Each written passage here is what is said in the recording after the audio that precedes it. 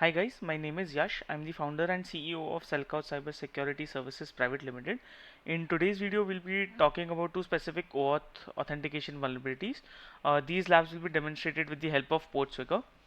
So the first lab showcases the vulnerabilities of the OAuth's implicit grant permissions and how that is troublesome. The second lab shows how specifically crafted CSRF frames or attacks can link an available token with a victim's account. The technical description of both of these attacks are available on the blog. Do check it out as it will allow you to understand the flow better. So let's get this started. So in this very first lab, you can see that we have the option of logging into the application. It says login in with the social media. So we have these credentials called Wiener and Peter. So we'll be logging in with this. Our aim is here is to hijack this flow and its implicit trust of permissions to log in as Carlos, which is our victim in this scenario. To achieve this, we will be performing two simple steps. Number one would be we will be stepping through the complete flow of the OAuth authentication with our provided credentials until we reach the /authenticate call. The second would be in this authentication call, we will change the email address to Carlos's email address and proceed logging in.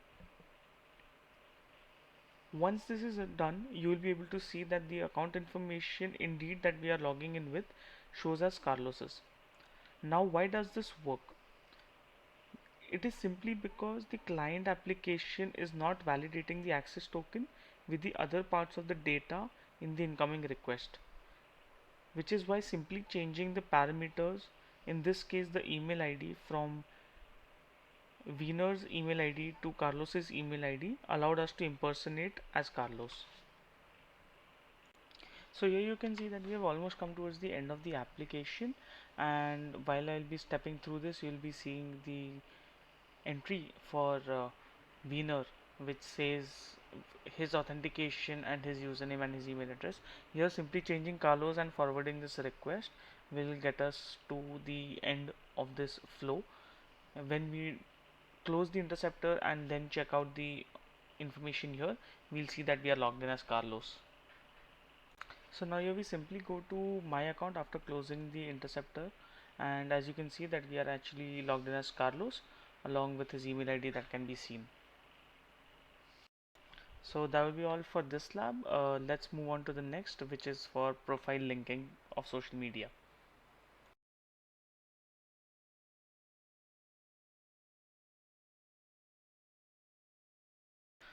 So in this next attack, we'll be looking to send a specifically crafted request, which will be basically a CSRF attack, to the admin of this application to hijack his account and delete Carlos's user.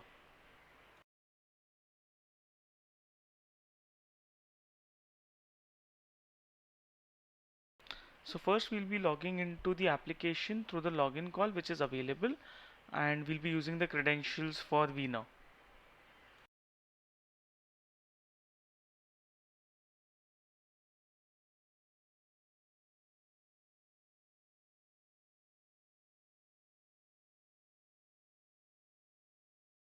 Next, we will be attempting to attach a social profile which would be Wiener's but not complete the flow, so that we can use this valid access token for our attack as no account is currently associated to it.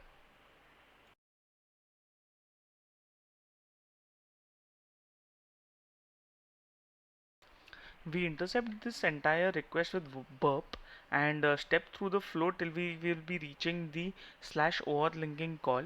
We save this URL for later to craft the attack using the token we are seeing right now.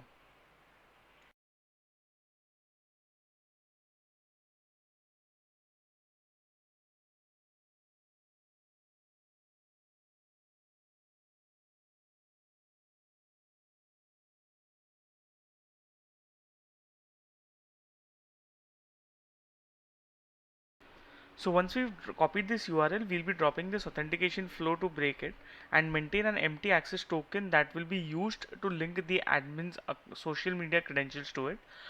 Do not forget to remove the token from the URL when navigating back to the previous page.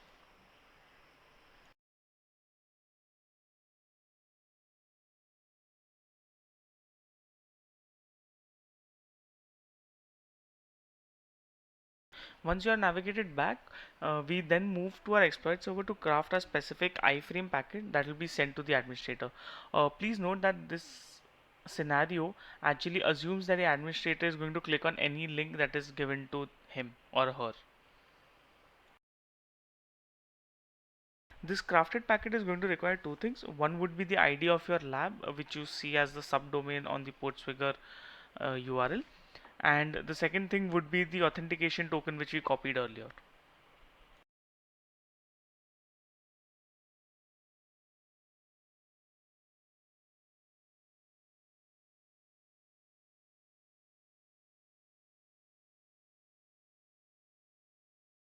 So now that we are happy with the crafted CSRF payload, we will send it to the victim using the deliver exploit to victim call.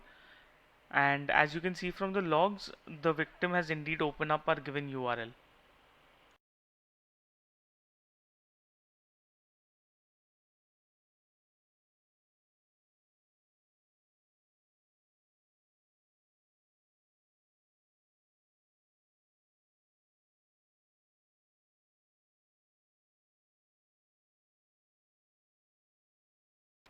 So now we go back to the page, log out of our user account, and then we try to log in with the social media call.